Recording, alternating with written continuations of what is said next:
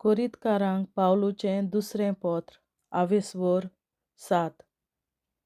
प्रितीच्यानो, असल्यो बासावण्यो आमकां केल्ल्यो आसात देखून कुडीन आनी आत्म्यान सोगल्याक कोतांतली नितळ जावुया आनी देवाची भोक्ती करून आमची पवित्रताय सोंपाडणेक पावोवया. तुमच्या काळजांनी आमकां जागो दियात.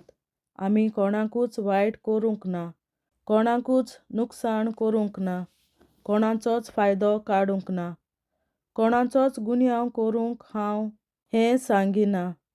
तुमकां हांवें आदीं सांगलां तशें तुमकां म्हज्या काळजांत बाळगून दवरतां.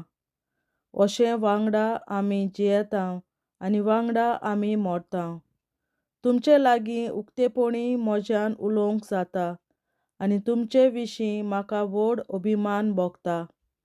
अशें सगल्या आमच्या कश्टां दोगदांनी म्हाका भरपूर गोठाय आसता आनी म्हजें काळीज संतोशान भरोन ओडटा. आमी मॅसेडोनियेक पावल्या उपरांत पर्यान हे आमचे कुडीक विसवूच नासलो.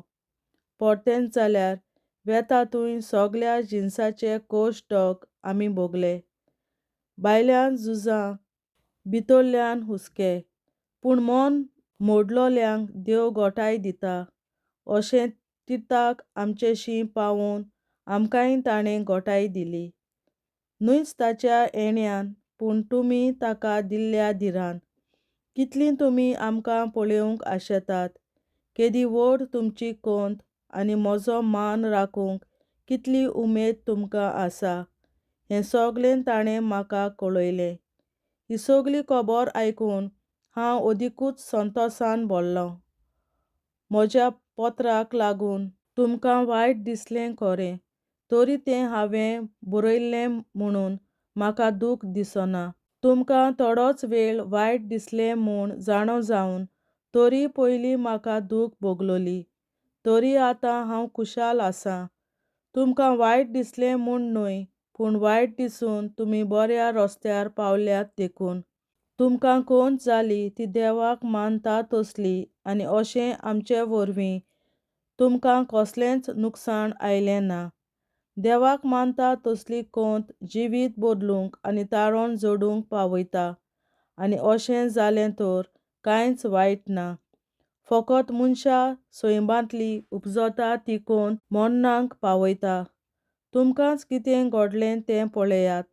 देवाक मानता तसली खोंत तुमकां भोगून तिचो कसलो फळ मेळ्ळो तो चिंतात.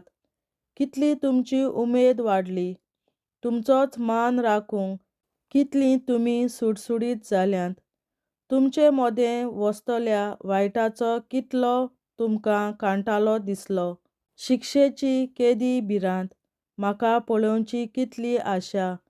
म्हजोय मान राखूंक आनी गुन्यांवकारांक कास लावंक तुमची उर्बा कितली वाडली. हे सगले बाबतींत तुमकां कसलोच गुन्यांव ना म्हूण तुमी दाखोवन दिलें. म्हणटच अपमान केला वो अपमान भोगला ताचे खातीर तें पत्र हांवें बरोवंक ना.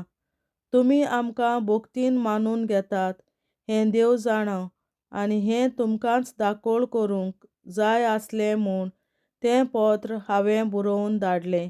आनी अशें जालें म्हूण आमकां गोठाय मेळ्ळी.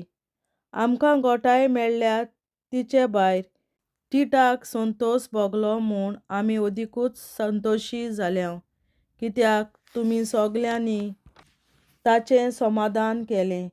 आनी तुमची व्हडवीक हांवें ताका सांगल्या जाल्यार म्हाका लज भोगूंक ना.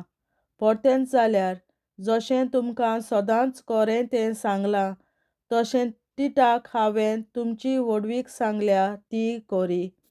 आनी तुमी सगल्यांनी काल्तिकायेन ताचें आयकलें आनी भिरांतीन आनी कडकड्यान ताका तुमचें मोदें घेतलो. ताचो उगडास करून ताचें काळीज आपुरबायेन तुमचे वाटेन ओदीकूच ओडोन वेता.